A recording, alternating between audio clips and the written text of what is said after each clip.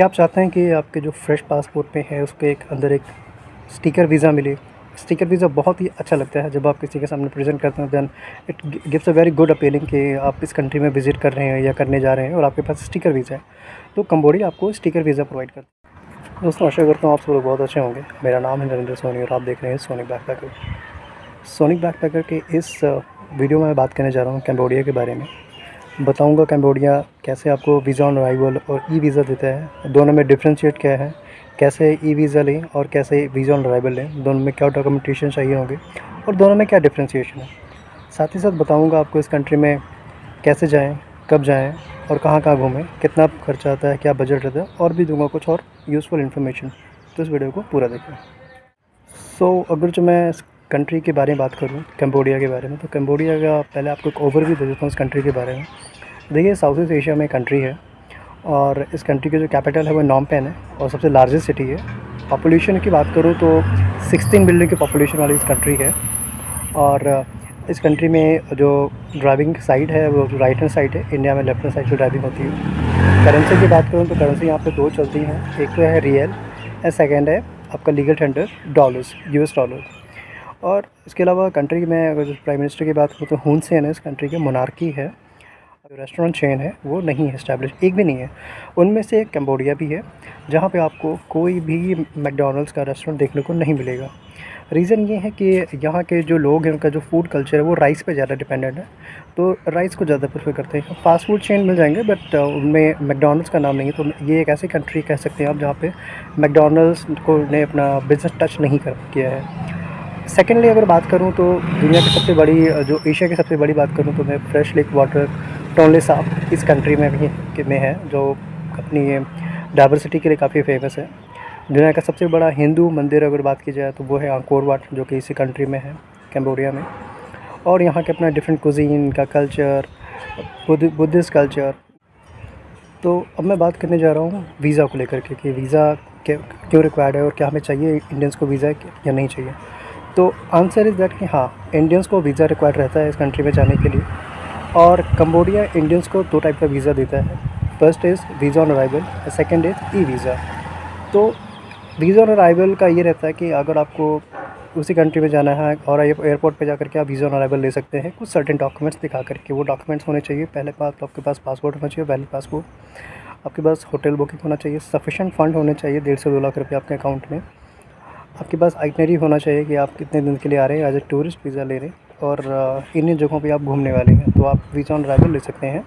और फ़ीस जो उसकी लगेगी वो रहेगी $30।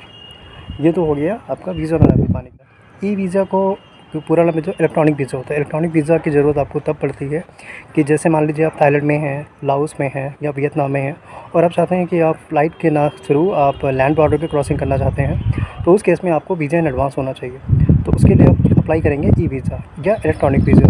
इलेक्ट्रॉनिक वीज़ा भी अप्लाई करने के लिए सेम डॉक्यूमेंट्स रहेंगे। वो डॉक्यूमेंट्स रहेंगे आपके पासपोर्ट, उसके बाद आपका होटल बुकिंग, बैंक डॉक्यूमेंट्स कि आपके पास इतने सफिशेंट फ़ंड है सपोर्ट करेंगे जो आपको पूरी ट्रिप को।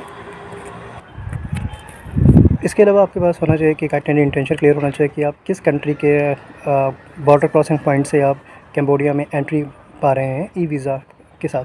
तो ये सारी चीज़ें आपके साथ हैंडी होनी चाहिए। और उसकी जो प्राइसिंग है वो $36, मतलब $6 ज़्यादा दे रहे हैं आप ई वीज़ा के केस में। और दोनों का जो वैलिडिटी है, स्टे पीरियड, वो 30 डेज़ का है, 30। चाहे वो वीज़ा ऑन अराइवल ले रहे हैं या ई वीज़ा ले रहे हैं, 30 डेज़ का ही मिलेगा आपको।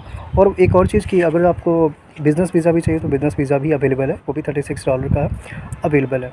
तो समझने वाली बात यहाँ पे ये है कि प्राइसिंग का डिफरेंशिएशन है कि अगर आप वीज़ा ऑन अराइवल ले रहे हैं तो आपको $30 देना पड़ेगा, अगर जो आप ई वीज़ा ले रहे हैं तो आपको $36 पे करना होगा, $6 मोर पे करना पड़ेगा। तो और दोनों में एक चीज़ और भी है कि आप इसको एक्सटेंड कर सकते हैं। आफ्टर 30 अगर आपको लगता है कि आप और स्टे लेना चाहते हैं इस कंट्री में और कुछ दिन रखना चाहते हैं तो आप इसका एक्सटेंशन करा सकते हैं, जो कि पॉसिबल है। तो अगर जो मैं टूरिस्ट पॉइंट ऑफ व्यू से अगर बात करूँ तो वैसे तो पूरा कंबोडिया ही बहुत ही टूरिस्टिक है, बहुत ही अट्रैक्टिव कंट्री है। बट अगर जो मेन चीज़ बात करूँ कि सबसे टॉप पॉइंट ऑफ इंटरेस्ट कौन से हैं, तो सबसे पहले आपका आता है सियाम रिप, जिसमें आप अंकोर वाट टेम्पल का टूर ले सकते हैं।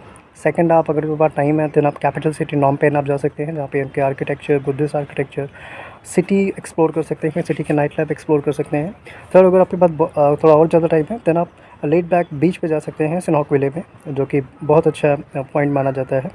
तो ये 3 टॉप अट्रैक्शंस हैं जो वहाँ पे आप कैम्बोडिया में स्पेंड कर सकते हैं अपने टाइम को अच्छे से। और अगर जो घूमने का खर्चा बताऊँ तो अराउंड अबाउट 40 से लेकर के $60 पर डे का खर्चा आएगा, विच इंक्लूड आपका लेज़र, आपकी ट्रांसपोर्टेशन, मील, 3 टाइप के। ज़्यादा बजट अगर फ्रेंडली है तो, अगर जब ज़्यादा एक्सपेंसिव जाता है तो it could be budget to your lifestyle accordingly. और इसके अलावा अगर बात करूँ फ़्लाइट की, तो देखिए फ़्लाइट अगर जो आप इंडिया से डायरेक्ट लेते हैं which is cost around 7 to 10,000 one way, दोनों साइड का लेते हैं तो शायद आपको अच्छी डील मिल जाए, 18 से 20,000 रुपये के बीच में आपको मिल जाएगा। बट आई वुड सजेस्ट कि अगर जो आप थाईलैंड में हैं, लाओस या वियतनाम में हैं, तो वहाँ से आप क्रॉस बॉर्डर ले सकते हैं। अगर आप फ़्लाइट से ही ट्रैवल करना चाहते हैं देन ईज़िली 2,000 से लेकर 2,500 रुपये के बीच में फ़्लाइट हमेशा अवेलेबल रहती है, जो कि अराउंड 20 मिनट से लेकर के 30 मिनट की फ़्लाइट ड्यूरेशन में आपको कैम्बोडिया की कैपिटल या सियाम रिप में आपको पहुंचा देगा। तो ये सारे कुछ इन्फॉर्मेटिव टिप्स थे जो मैंने सोचा आपको इन्फॉर्मेशन एक वीडियो बनाऊँ और आपको पहुंचाऊँ। तो ये वीडियो आपको कैसी लगी प्लीज़ कमेंट में ज़रूर बताएं, और अगर आपको कोई सजेशन, कोई कमेंट हो तो do let me know, I will happy to answer you. Till there keep watching my channel. जय हिंद।